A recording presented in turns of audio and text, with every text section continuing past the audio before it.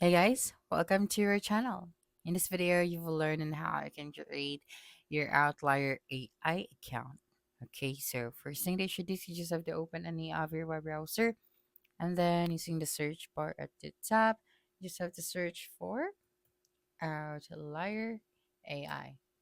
Okay, so here, when you type out outlier.ai, you'd be directed to their page. So here, you cannot find an option where you can sign up for an account.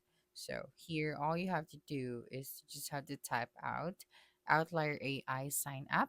Then you have this first website, so you just have to tap on this one.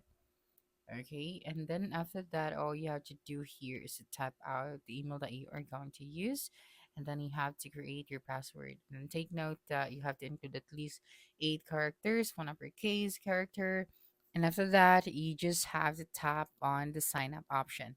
And of course, you can also sign up with your Google account if you want to. So you just have to tap on this one and then select your Google account. So that's it for this video. If you think this video helped you solve your concern, please subscribe, like this video, and leave your comment below. Bye.